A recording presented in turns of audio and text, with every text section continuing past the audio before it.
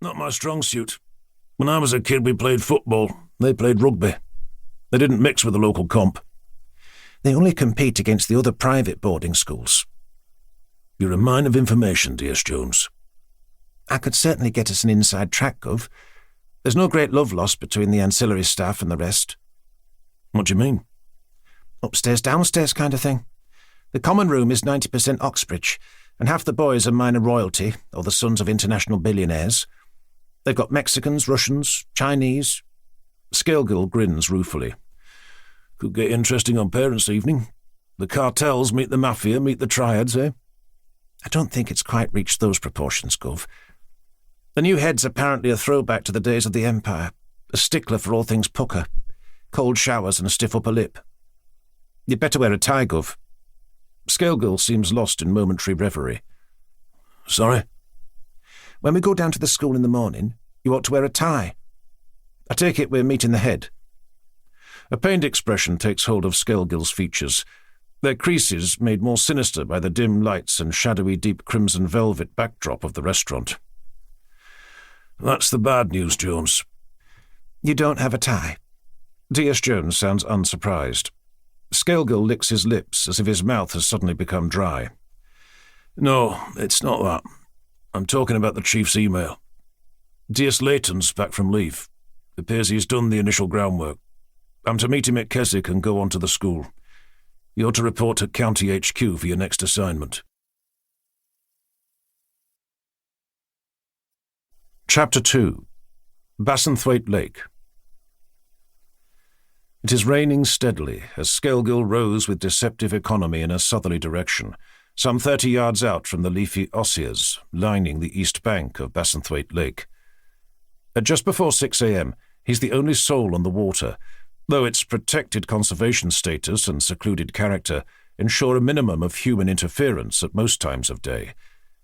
The Lake District's only lake, as Skelgill is wont to point out to bemused visitors, lies in quiet contrast to the likes of Windermere and Derwent Water, which on bank holidays boil with the flailing oars and over-revved outboards of an unseaworthy fleet of day-trippers.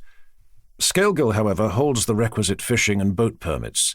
Those in authority are content to have him prowling on their behalf, albeit at the hidden price of the odd salmon or sea trout that finds its way into his freezer. Not that Skelgill is a game fisher. His obsession is the pike, a catch-and-return species. He holds the unofficial top weight for the water and is convinced a monster British record not only haunts its depths, but on 3 occasions has snapped him up. Fishing parlance for one that gets away, tackle and all. Today, however, pike are not the target. Instead, a whippy 12-foot perch rod trails prominently from the stern. This would tell the seasoned Skelgill watcher that while he's clad for the occasion in a weather-beaten barber outfit, he's not fishing seriously. At best, he's stalking bait. In fact, the rod is strictly for appearances, and his mission is one of reconnaissance. His boat slides near silently across the silvery mere. The faint swish and splash of his oars harmonizes with the pervasive sibilance that is the hiss of millions of raindrops entering the water, pitting its surface with an ever-changing yet homogeneous tessellation. He rests mid-stroke, pausing to shake off beads of sweat mingled with rain that drip from his eyebrows and nose. The heat wave might have ended, but the relative humidity must be close on 100. High above, to his left, Skiddaws' vast grey-green bulk may no longer exist.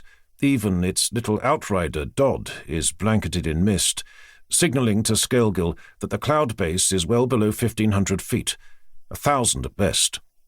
Only the whitewashed Bishop of Bath, a pale smudge over on the afforested western flanks, is visible of the customary landmarks. Typical lakeland summer weather has returned. Skelgill espies the first neatly painted sign that proclaims, beneath a crest in the shape of an acorn, "Private property, keep out." There's smaller lettering beyond the limits of his vision. No doubt it warns, "Trespassers will be prosecuted." He stares intensely, as though he objects to the concept. They've effectively abolished private land up in Scotland, and such egalitarian rights of access appeal to his fierce sense of fairness. It's the source of long-running beer fuel.